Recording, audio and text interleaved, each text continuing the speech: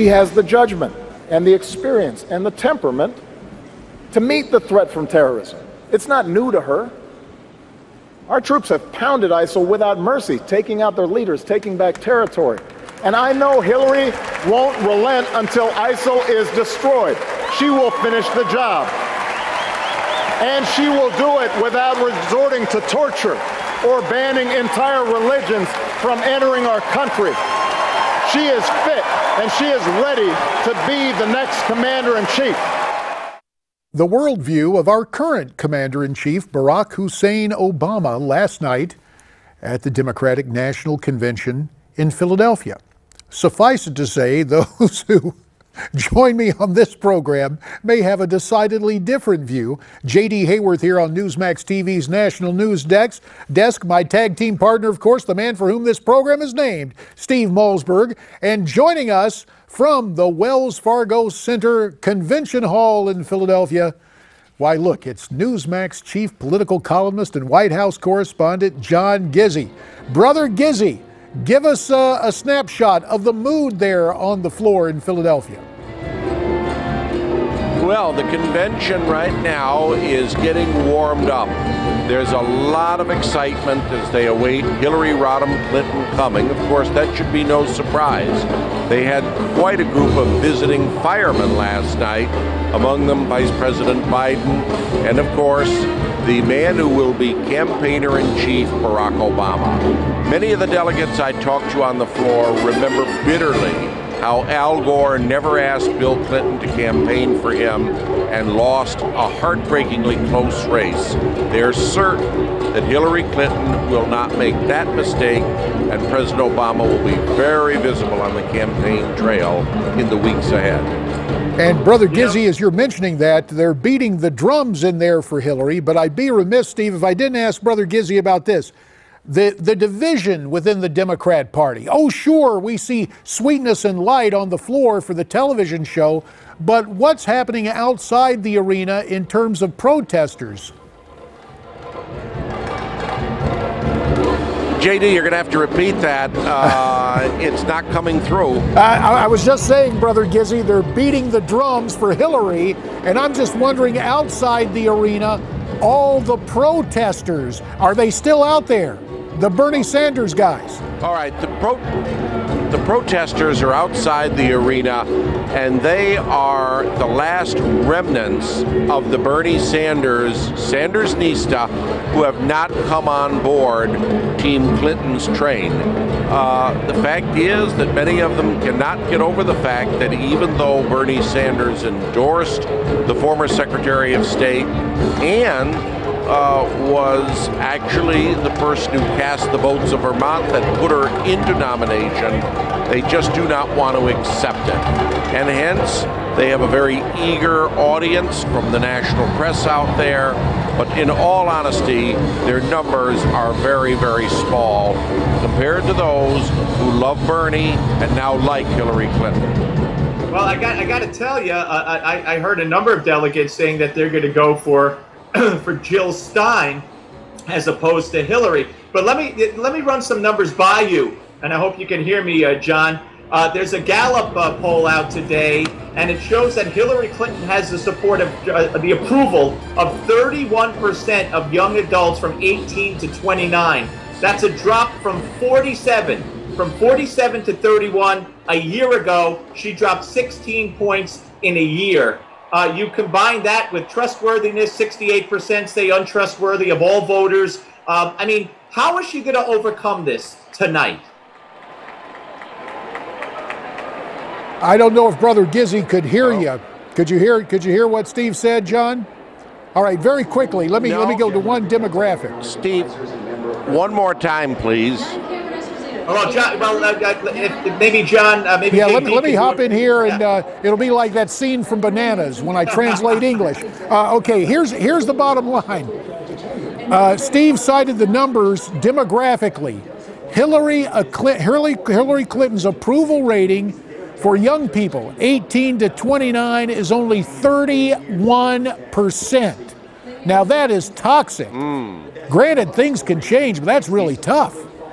We do have some information. That is incredible, and I have a funny feeling, JD, that low approval rating you cite is going to be used as a basis almost to see if her acceptance speech tonight really catapults her approval ratings to the high levels they once were.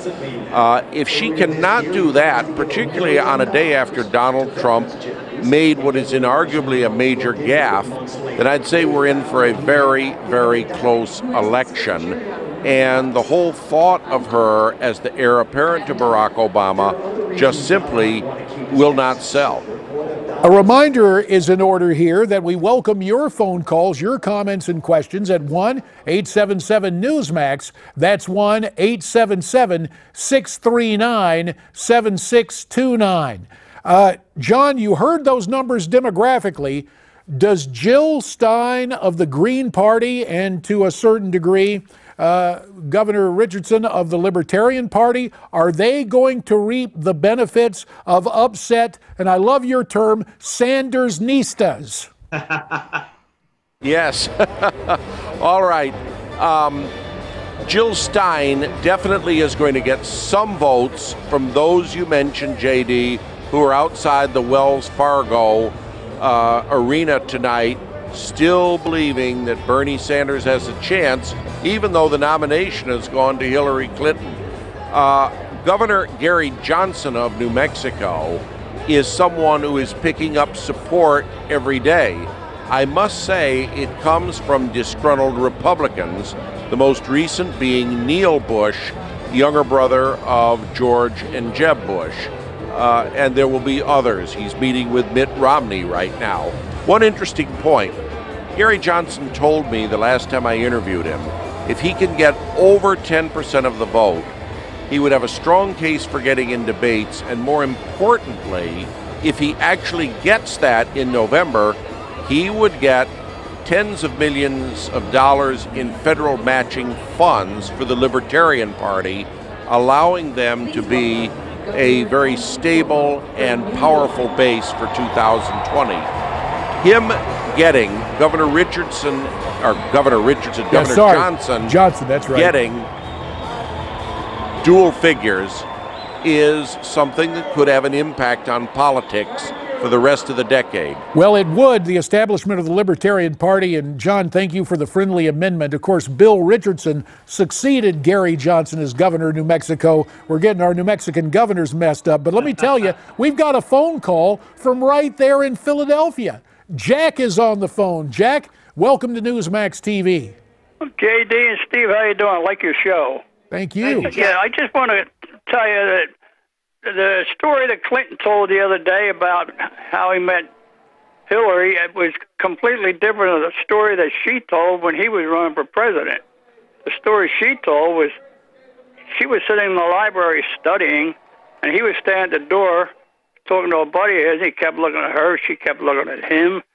And finally she got up one over and said, look, if we're going to keep staring at each other, we might as well introduce ourselves. And that's the story she had. Jack, you don't take these stories seriously, and you don't expect a Clinton to tell the truth, no matter what it's about. So, look, the Democratic Party can't even be honest with themselves. But you know, that is interesting. Could you imagine, guys? You know, since so many newspapers have what they call the Truth Watch or the Fact Check, let's see if they take Jack's example from an earlier chronicling by Hillary Clinton and compare it to what Bill Clinton said. I wonder where that would rank on the truthometer. Of course, John Gizzi, it makes no difference to those assembled in the hall tonight. It is Clinton country, whether earlier for Bill 20 years ago or tonight for Hillary. What is the challenge Hillary faces tonight in her acceptance speech, John? The challenge that Hillary faces, JD, is simply living up to the expectations so many have, and that's going to be a little difficult. Remember, Michelle Obama stole the show. She was a rock star on Monday night. Bill Clinton on Tuesday night went on for 40 minutes weaving his wife's personal background with her accomplishments in office and won the crowd's heart again. And of course, last night, the Obama-Biden team won its unofficial third term with its speeches to the convention. So she's going to be contrasted to a lot of folks who have brought a lot of enthusiasm here at the Wells Fargo Center. It's a tall order for the former Secretary of State. 30 seconds, or actually 20 seconds to you, Steve. Go ahead. Yeah, well, Chelsea Clinton will be introducing her mother, and I'm sure a lot of people, not the media, but a lot of people will draw comparisons between her performance and Donald Trump's daughter Ivanka, who knocked it out of the park. So we'll see how that measures up as well. Fair enough. Gentlemen, we thank you very much. John Gizzi, continue your excellent coverage there at Convention Hall. And Steve, when we get back, our old buddy Roger Stone joins us to talk about this campaign. Stay with us on the Steve Malzberg Show.